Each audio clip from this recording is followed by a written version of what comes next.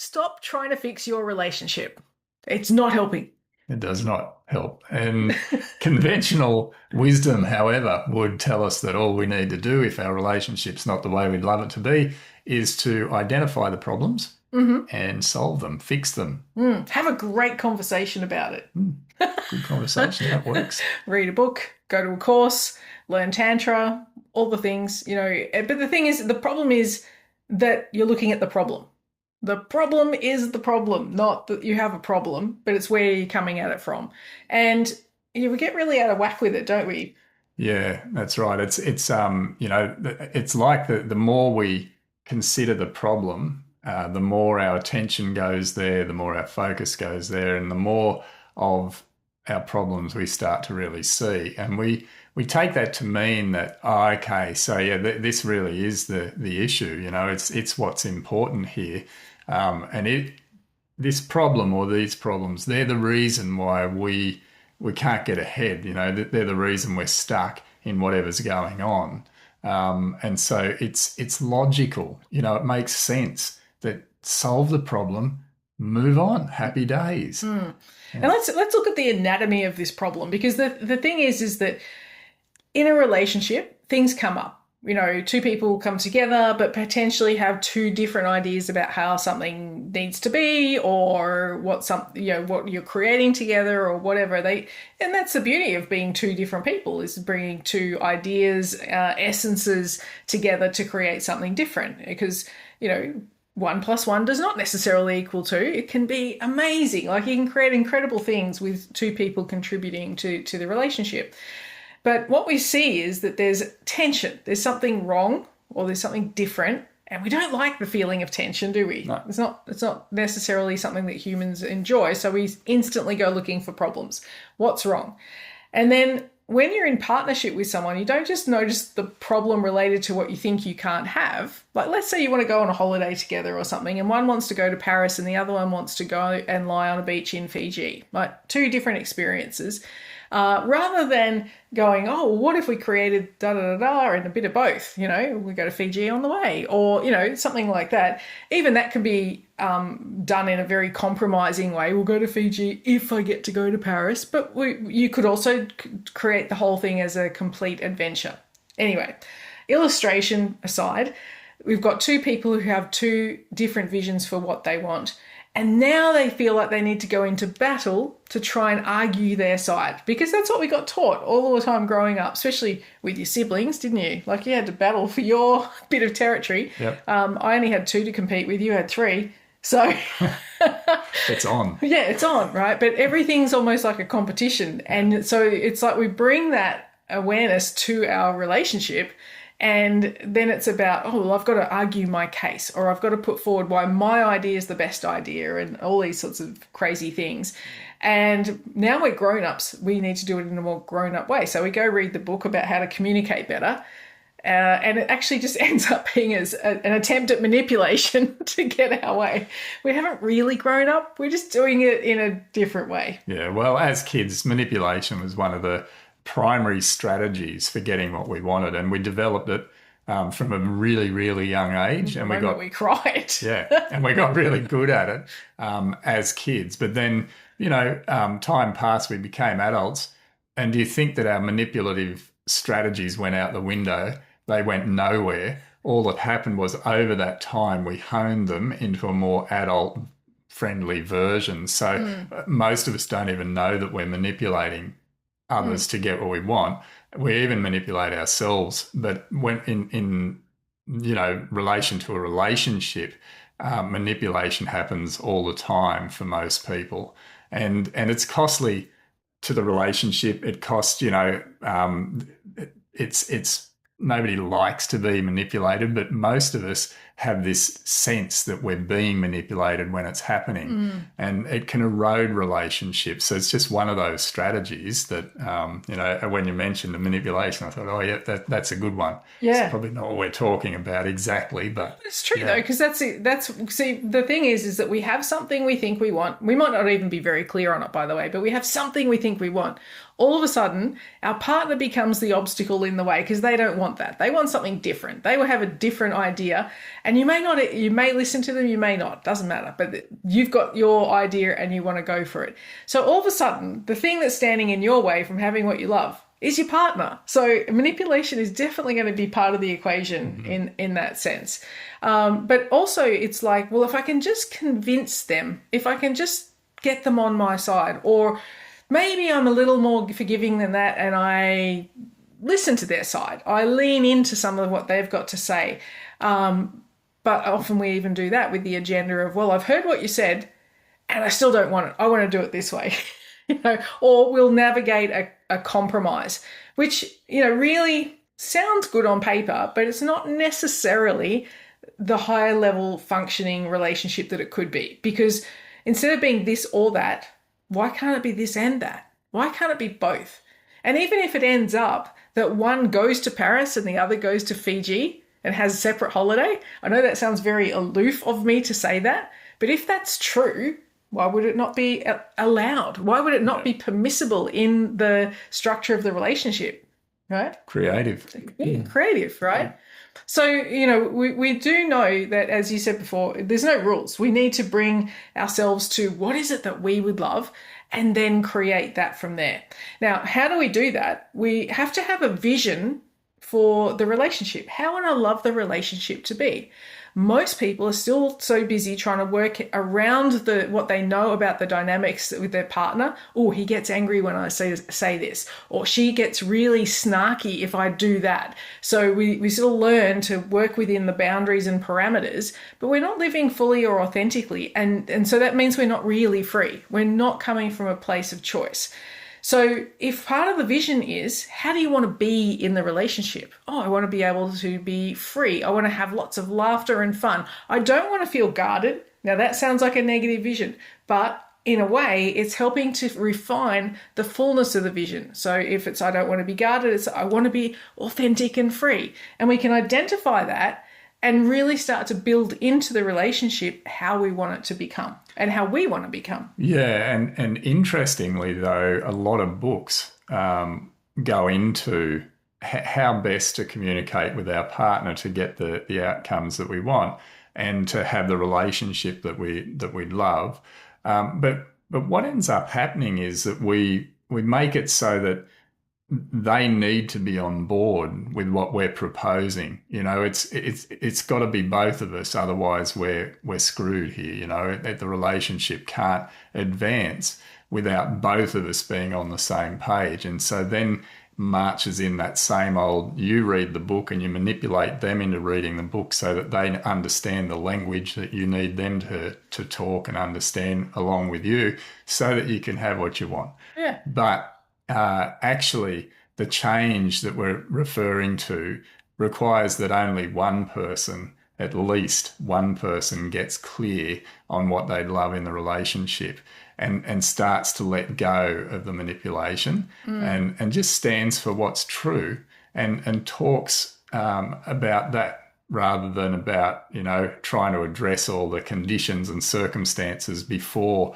speaking to their partner about what they'd actually love. So it's not a case of it game over if the other person's not necessarily on your page, but one person has to be. Because if you don't have clarity of vision, you don't know your destination. Yeah. And you can't get there if you're not clear on what that is. And we're talking about destination being, what's the qualities of the relationship I would really love? And who am I in that relationship? Yeah. How would I love to be in that relationship too? Yeah. So they're the only two things you really have you hold the vision for, and therefore the only thing you really have control over, because you don't have control over your partner and your partner doesn't have control over you. As much as you might be under the illusion that you can, and you do, it's not true. It's just an illusion.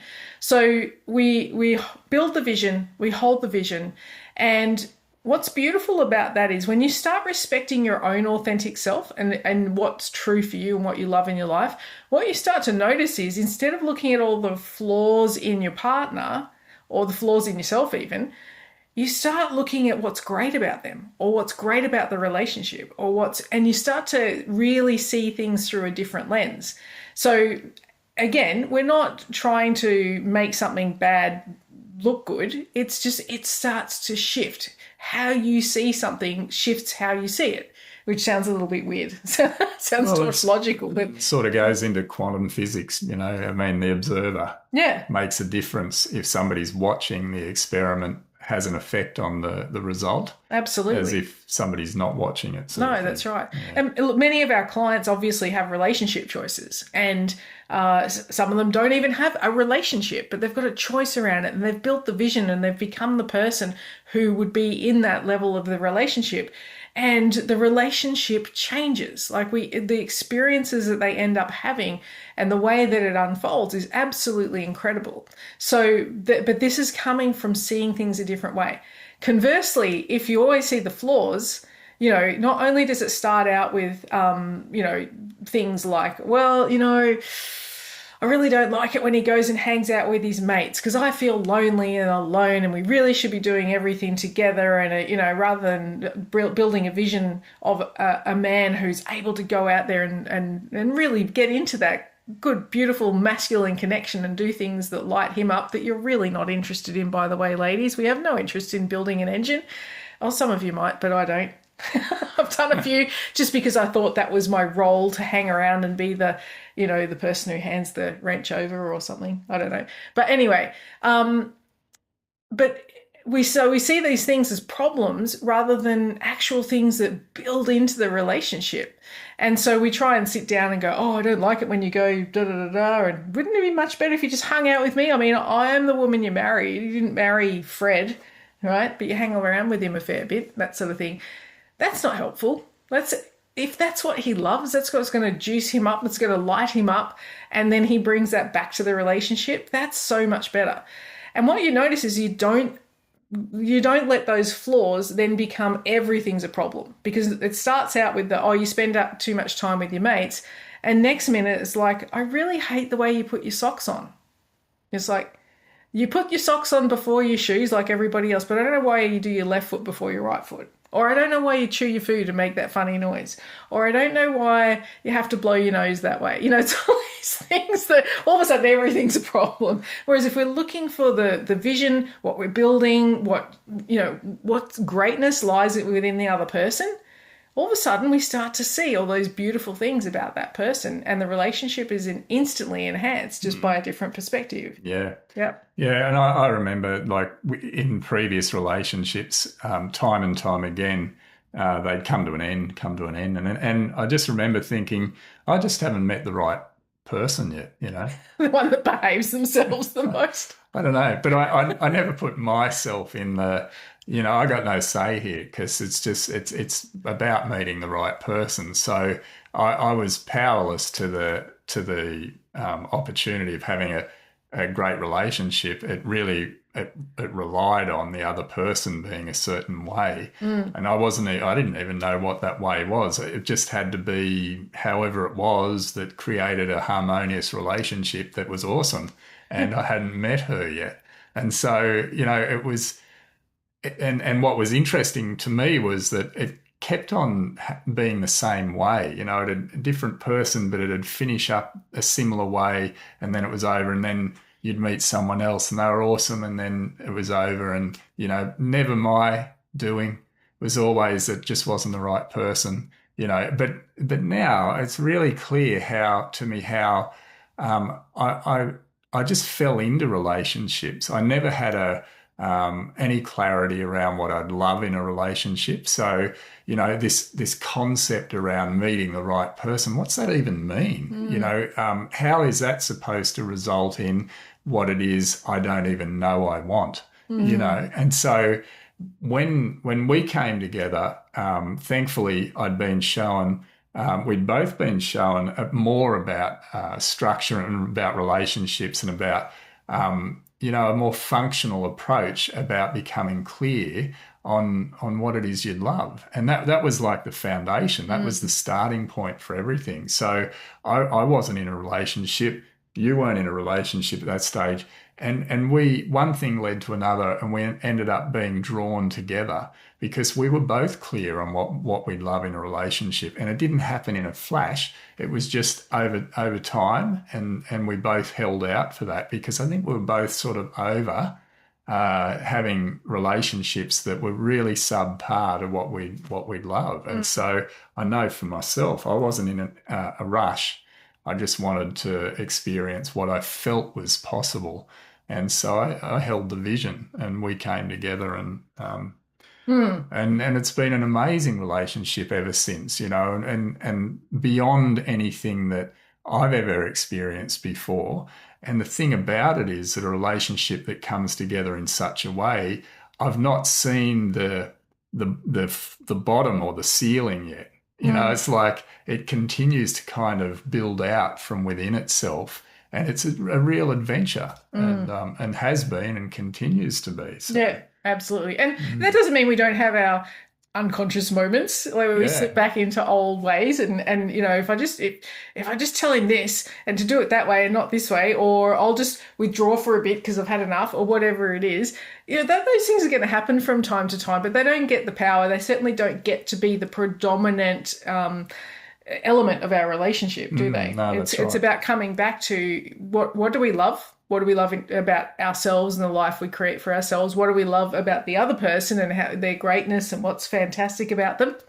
And then what are we creating together? Like, that's super exciting. Yeah. And that transcends any of the other issues, whether it's been money problems or family problems or even travel problems, health problems, you name it. We've been through it in the last 15 years. But that vision brings us back to what's true and transcends the whole lot. So it's brilliant. And there's, I have to say, there's nothing better than doing life next to someone that you love.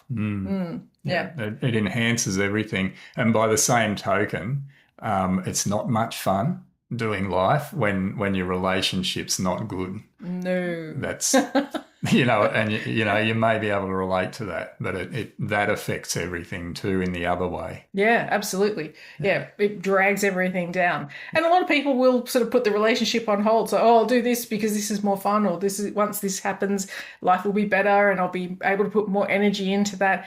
So don't do that either. Just like, you can hold a vision for 30 seconds every day. That's a starting point, isn't it? It's powerful.